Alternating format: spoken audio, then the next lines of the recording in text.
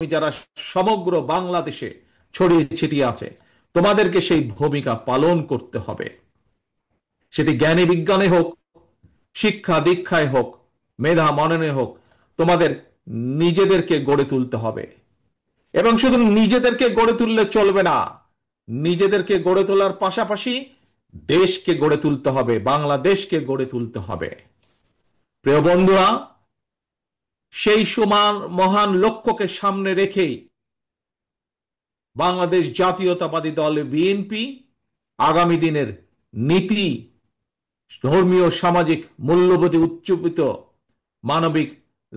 মানবিক মানুষ গড়ার রাজনীতি শুরু করতে চায়। বিএনপির আগামী দিনের নীতি কর্মসংস্থান সৃষ্টি আর নিরাপদ কর্ম পরিবেশ নিশ্চিত করার রাজনীতি। আজকের এই জনসংখ্যাকে জনসম্পদে রূপান্তরিত করার রাজনীতি, মানবিক মূল্যবোধে উজ্জীবিত কর্মমুখী শিক্ষা, কারিকুলাম প্রণয়ন এবং বাস্তবায়নের রাজনীতি। এই বিষয়গুলো যেহেতু তোমরা ছাত্র দল, তোমরা যেহেতু ছাত্র সমাজের অংশ, সেজন্যই আজকে তোমাদের সাথে সরাসরি সম্পৃক্ত এরকম দু চারটি বিষয় তোমাদের সামনে আমি তুলে ধরব।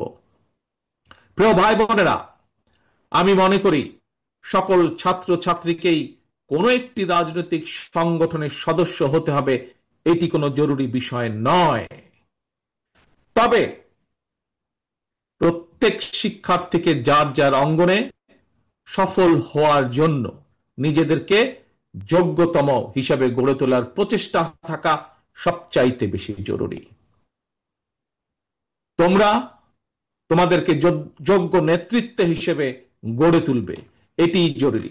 তবে একই সাথে একটি জরুরি কথা মনে রাখতে হবে, যোগ্য নেতৃত্বের অর্থ শুধুমাত্র নেতা কিংবা নেতৃত্বের অর্থ শুধুমাত্র কোন একটি রাজনৈতিক দলের পদ পদবি অর্জন কিংবা শুধু ভবিষ্যতে এমপি বা মন্ত্রী হয় নয়, বরং শিল্প, সাহিত্য, সংস্কৃতি, শিক্ষা, স্বাস্থ্য, কৃষি কিংবা ব্যবসা, প্রত্যেকটি সেক্টরেই দক্ষ নেতৃত্ব প্রয়োজন।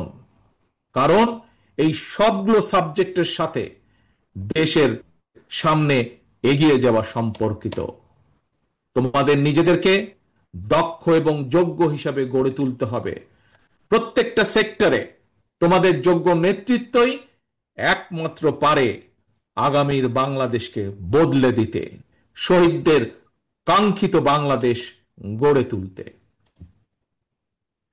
প্রিয় ভাই বোনেরা, প্রিয় সহকর্মীবৃন্দ, বন্ধুবৃন্দ, শিক্ষা জীবন শেষে একজন শিক্ষার্থী কিভাবে সহজে তার কর্মজীবন শুরু করতে পারে, এটি কিন্তু প্রত্যেকটি শিক্ষার্থী, ছেলে মেয়ে যেই হোক না কেন, প্রত্যেকটি শিক্ষার্থীর জন্য একটি অত্যন্ত চিন্তা বা ভাবনার বিষয়। ভবিষ্যতে শিক্ষার্থীদেরকে যাতে কর্মসংস্থান নিয়ে হতাশায় পড়তে না হয়, আমাদের দল বাংলাদেশ জাতীয়তাবাদী দল বিএনপি সেই আলোকেই শিক্ষা ব্যবস্থার সংস্কার এবং জব অপরচুনিটির জন্য কর্ম পরিকল্পনা বা প্ল্যানিং তৈরি করছে। আমরা মনে করি একাডেমিক স্টাডির পাশাপাশি শিক্ষার্থীদেরকে যদি স্কুল পর্যায় থেকেই নিজ নিজ ক্ষেত্রে, অর্থাৎ যার যেটি ইন্টারেস্ট, এই ক্ষেত্রগুলোতে পলিটিক্যাল নলেজ বা ব্যবহারিক জ্ঞান অর্জনের দিকে ব্যবস্থা করে দেওয়া যায়, এ ধরনের শিক্ষা ব্যবস্থায় শিক্ষার্থী যারা থাকবে বা থাকা অবস্থাতেই একজন শিক্ষার্থীর বাস্তব কর্ম অভিজ্ঞতা তৈরি হয়, তাহলে একজন শিক্ষার্থী স্কুল, কলেজ বা বিশ্ববিদ্যালয় শেষ হলে অথবা ড্রপ আউট হলেও তাকে বেকারত্বের অভিশাপ হয়তো পোহাতে হবে না। বাস্তব অভিজ্ঞতা থাকলে একজন শিক্ষার্থী ইতিহাস, ভূগোল অথবা অন্য যে কোনো সাবজেক্টে লেখাপড়া করুক না কেন, বিশ্ববিদ্যালয়ের 4 বছর শেষ করার পর চাকরির জন্য তাকে আমরা ধরে নিতে পারি সময় ক্ষেপণ করতে হবে না। সেই লক্ষ্যটাকে সামনে রেখে বিএনপি স্কুল পর্যায় থেকেই ব্যবহারিক এবং কারিগরি শিক্ষার উপর জোর দিয়ে আগামী দিনের শিক্ষা কারিকুলাম ঢেলে সাজানোর কাজ করছে। এবং আমাদের দলের ভেতরে যারা এই ব্যাপারে এক্সপার্ট আছেন, সে একটি বিশেষজ্ঞ টিম এর মধ্যেই দায়িত্ব দেওয়া হয়েছে, তারা সেগুলোকে সেভাবে তৈরি করছে, সেই কাজগুলোকে সেভাবে তারা তৈরি করছে। প্রিয় বন্ধুরা, ছাত্রছাত্রী অর্থাৎ তারুণ্যের শক্তি এবং নারী শক্তিকে কর্ম পরিকল্পনার বাইরে রেখে একটি রাষ্ট্র কখনোই সামনে এগিয়ে যেতে পারে না। আমি এর আগেও কয়েকবার বলেছি, আজও তোমাদের সামনে আমি তুলে ধরতে চাই। এই যে গ্লোবালাইজেশনের যে এই সময় নারী পুরুষ সকলের সামনে কিন্তু সকল সম্ভাবনার দ্বার আজ উন্মুক্ত টেকনোলজিক্যাল কারণে। আমাদের এই তারুণ্য, আমাদের এই শিক্ষার্থীরা যাতে সকল সম্ভাবনাকে সাফল্যে রূপান্তরিত করতে সক্ষম হয়, এই জন্য একটি বাস্তবধর্মী সুষ্ঠু নীতি পরিকল্পনা আমরা তৈরি করছি এবং সেটি বিএনপি তরুণ জনগোষ্ঠীর সামনে উপস্থাপন করতে চায়, যাতে করে আগামী দিনে তাদের পথ চলা সহজ হয়ে যায়। প্রিয় বন্ধুরা, তথ্য প্রযুক্তির এই সময় বিশ্ব বাজারের সঙ্গে দক্ষতা এবং যোগ্যতার প্রতিযোগিতায় যদি টিকে থাকতে হয়, তাহলে অবশ্যই তোমাদের সকলকে তথ্য প্রযুক্তি এবং কারিগরি শিক্ষায় দক্ষতা অর্জন করতে হবে। তোমাদের এখানে অনেকেই মঞ্চে যারা আছেন, তাদের অনেকেরই মনে আছে, আমার সামনে তোমরা যারা লক্ষ লক্ষ ছাত্রছাত্রী উপস্থিত আছো, তোমাদের নিশ্চয়ই অনেকেরই খেয়াল আছে একটি বিষয়। কি সেটি? শেষবার বিএনপি যখন সরকার পরিচালনার দায়িত্বে ছিল 2005 সালে, সেই সময় মাইক্রোসফটের প্রতিষ্ঠাতা বিল গেটস বাংলাদেশ সফর করেছিলেন। সেই সময় পর্যায়ক্রমিকভাবে দেশের 10,000 শিক্ষক এবং 2 লক্ষ শিক্ষার্থীকে আইটি প্রশিক্ষণ দেওয়ার জন্য বাংলাদেশের সঙ্গে 3 বছর মেয়াদী একটি চুক্তি সম্পন্ন হয়েছিল। ইনশাআল্লাহ আগামী দিনে জনগণের রায় বিএনপি আবারও রাষ্ট্র পরিচালনার দায়িত্ব পেলে এইবার আমরা স্কুল পর্যায় থেকে শিক্ষা কারিকুলামের ভেতরে আইসিটি এবং কারিগরি শিক্ষা ব্যবস্থাটিকে আমরা প্রবর্তন করব। শুধু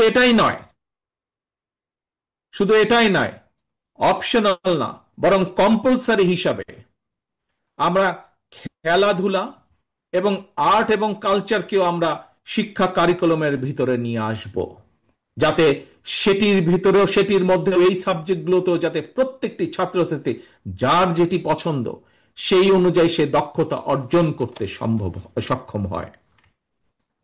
প্রিয় ভাই বোনেরা, তোমাদের সামনে যেহেতু ভবিষ্যৎ, তোমাদের দেশকে গড়ে তুলবে তোমরা ভবিষ্যতে ইনশাআল্লাহ। তোমাদের সহকর্মী যারা শহীদ হয়েছে, সেই শহীদদের কাঙ্ক্ষিত বাংলাদেশ তোমরা গড়ে তুলবে। গড়ে তুলতে হলে নিজেদেরকেও সেভাবে যোগ্যতাভাবে গড়ে তুলতে হবে। এখন আরেকটি সাবজেক্ট তোমাদের সাথে, আরেকটি পরিকল্পনা সংক্ষেপে তোমাদের সামনে তুলে ধরতে চাই। কিভাবে আমরা আমাদের ভবিষ্যৎ প্রজন্মকে যোগ্য হিসাবে গড়ে তুলতে চাই, তার একটি ছোট্ট পরিকল্পনা তোমাদের সামনে আবার তুলে ধরছি আমি।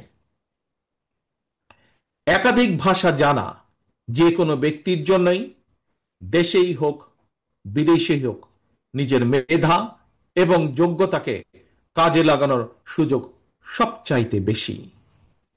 এবং এই কারণেই বিএনপি বিশেষ করে তরুণ প্রজন্মের সামনে একাধিক ভাষা শেখার সুযোগ তৈরি করে দিতে চায়। বর্তমানে স্কুল বা কলেজগুলোতে বাংলা স্বাভাবিকভাবে আছেই, বিভিন্ন সাবজেক্টের কারণে ইংরেজিও শেখার সুযোগ আছে, কিন্তু এই ইংরেজি ভাষার উপরে আমরা বিশেষভাবে আলাদাভাবে আমরা এমফেসাইজ দিতে চাই, জোর দিতে চাই, যাতে আমাদের ভবিষ্যৎ প্রজন্মের ছাত্র ছাত্রীরা এই ভাষাটাতে আরো দক্ষভাবে ব্যবহার করতে পারে, দক্ষভাবে শিখতে পারে। কিন্তু শুধু তাই নয়, এটার পাশাপাশি আমরা আরো কতগুলো ভাষা রাখতে চাই, যেই ভাষাগুলো জানা থাকলে আমাদের ভবিষ্যৎ প্রজন্ম, আমাদের ছাত্রছাত্রীরা পৃথিবীর যেখানেই যাক না কেন, তারা সেই দেশে যে কোনোভাবেই কর্মসংস্থান ব্যবস্থা করতে পারবে। আমরা কিছু কিছু কিছু ভাষা আমরা ইন্ট্রোডিউস করব। হতে পারে আরবি, হতে পারে ম্যান্ডারিন, জার্মান, ফ্রেঞ্চ, জাপানিজ সহ এরকম এই কয়েকটি ভাষা আমরা রেখে দিব। এর ভিতর থেকে ছাত্র বা ছাত্রী তার ইচ্ছে মতন, তার খুশি মতন সে বেছে নিবে কোন তৃতীয় ভাষাটি সে শিখতে চায় বা দ্বিতীয় ভাষাটি শিখতে চায় সে। এবং সম্ভব হলে আমরা তৃতীয় ভাষাটি ইন্ট্রোডিউস করব প্রাইমারি লেভেলে, এবং ক্লাস 6 এর পরে সেকেন্ডারি লেভেলে আমরা চতুর্থ একটি ভাষা আমরা আবারও ইন্ট্রোডিউস করব। অর্থাৎ নিজের ভাষার পাশাপাশি একজন ছাত্র ছাত্রীকে আমরা চেষ্টা করব ইংরেজি সহ আরো দুটি ভাষা জ্ঞান তাকে দেবার জন্য।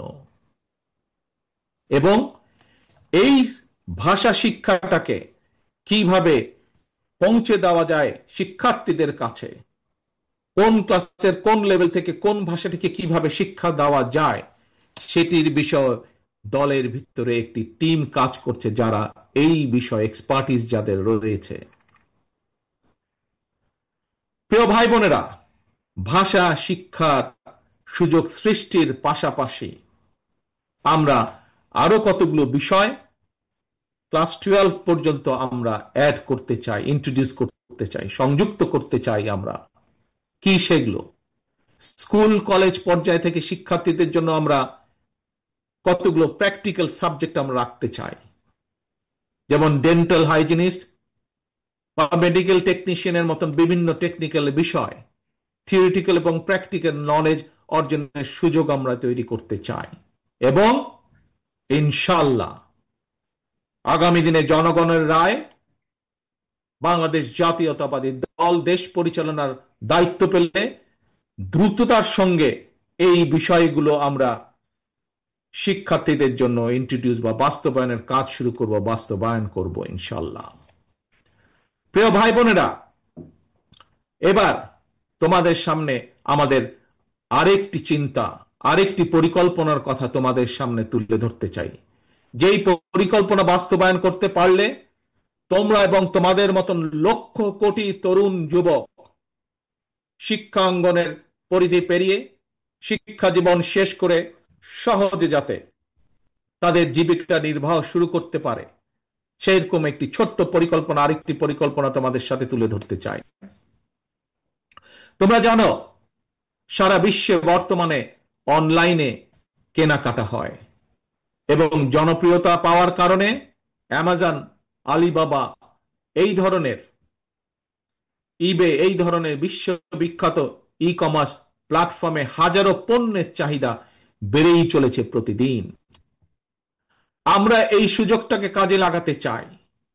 এই সুযোগে দেশে আন্তর্জাতিক মানের ক্ষুদ্র ক্ষুদ্র ক্ষুদ্র অনেক এবং মাঝারি শিল্পের উৎপাদন বাড়িয়ে বিশ্ববিখ্যাত এই সকল ই কমার্স প্ল্যাটফর্মে বাংলাদেশে তৈরি পণ্য সরবরাহ করতে চাই। এবং এটি কোনো অসম্ভব ব্যাপার নয়। এরই মধ্যে এই সব প্ল্যাটফর্মে যারা কাজ করেন সেরকম কিছু মানুষের সাথে আমার কথা হয়েছে। আমরা যদি বাংলাদেশে এই জিনিসগুলো তৈরি করতে পারি, তাহলে তারা প্রস্তুত আছে বাংলাদেশ থেকে নিতে। প্রিয় ভাই বোনেরা, কেন এই ছোট ছোট ছোট ছোট শিল্প প্রতিষ্ঠান আমরা তৈরি করতে চাই? আমরা তৈরি করতে চাই তোমাদের জন্য।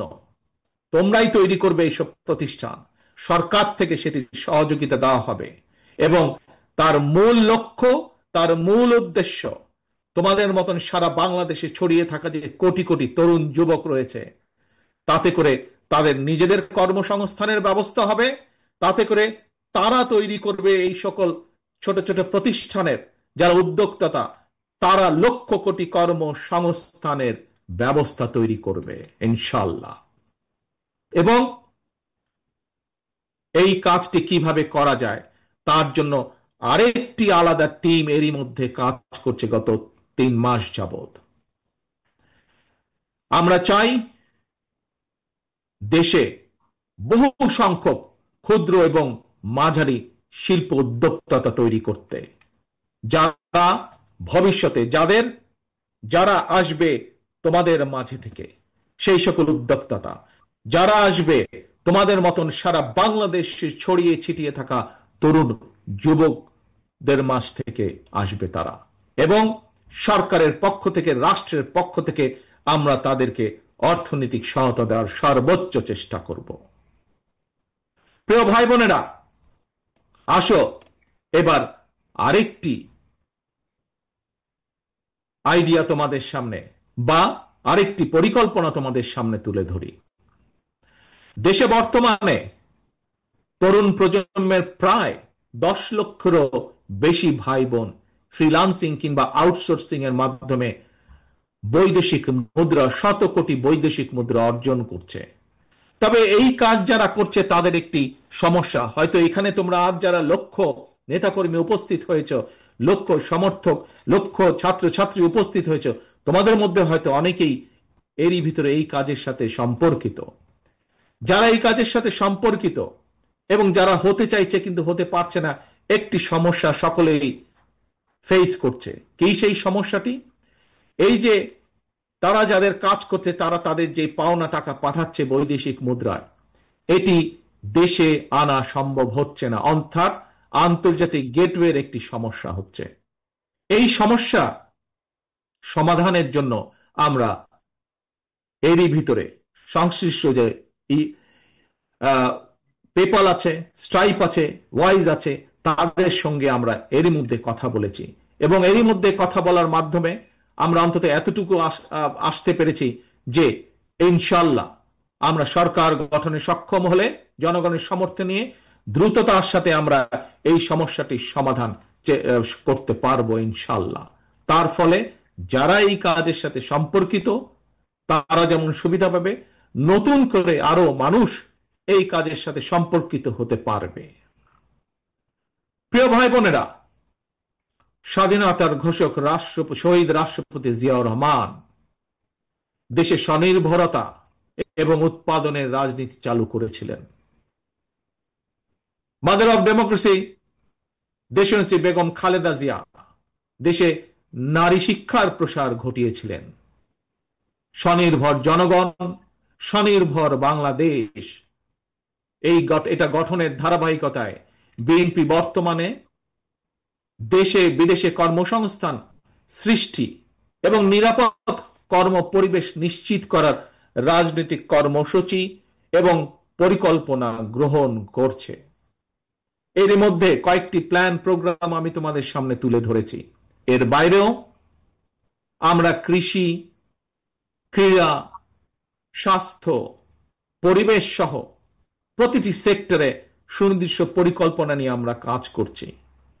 তবে সকল কর্ম পরিকল্পনা যদি যথাযথভাবে বাস্তবায়ন করতে হয় তার জন্য প্রয়োজন তারুণ্য নির্ভর একদল মেধাবী মানুষ। আমি আজ দৃঢ়ভাবে বিশ্বাস করি এই সকল মেধাবী মানুষ আজকে আমার সামনে যারা লক্ষ লক্ষ ভাই বোনেরা উপস্থিত, তোমাদের মধ্যে এবং তোমাদের মতন যারা সারা বাংলাদেশে তরুণরা ছড়িয়ে ছিটিয়ে রয়েছে, তোমাদের ভিতরে রয়েছে। প্রিয় ভাই বোনেরা, পলাতক স্বৈরাচার মুক্ত বাংলাদেশে প্রচলিত প্রথাগত ছাত্র রাজনীতির গুণগত পরিবর্তন হওয়া দরকার। জাতীয় রাজনীতি সম্পর্কে সচেতন থাকার পাশাপাশি প্রতিটি ক্যাম্পাসের সমস্যা সম্ভাবনা নিয়ে শিক্ষার্থী এবং ছাত্র সংগঠনগুলোকে সোচ্চার থাকা জরুরি।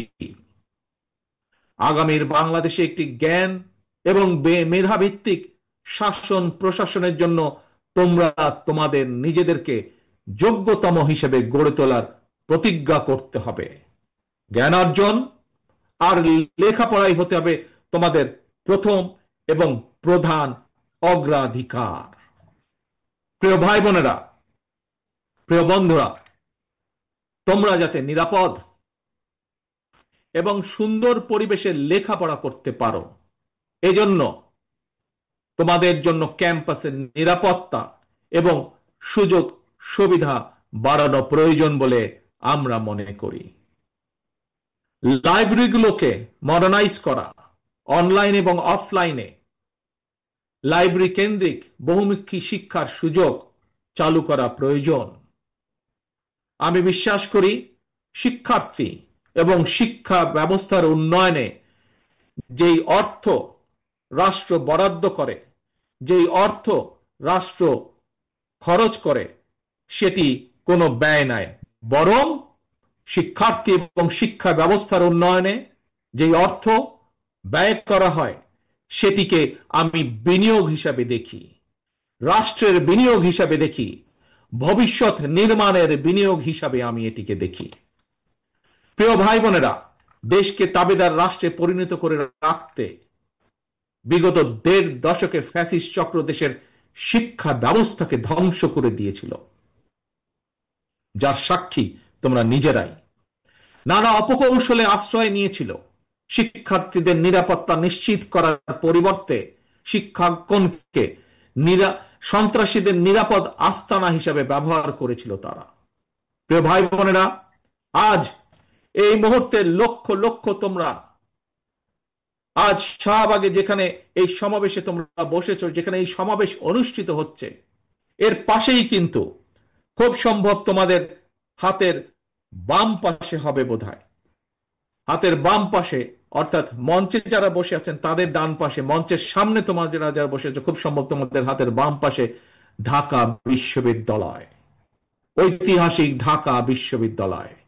এই ঢাকা বিশ্ববিদ্যালয়ের সঙ্গে ইতিহাস জড়িয়ে আছে বাংলাদেশের গৌরবোজ্জ্বল ইতিহাস, ঐতিহ্য, মুক্তিযুদ্ধ। ফ্যাসিবাদ শাসন আমলে ভিন্ন দল, ভিন্ন মতের শিক্ষার্থীদের জন্য এই ঢাকা বিশ্ববিদ্যালয়ের ক্যাম্পাসগুলোকে সেই সময়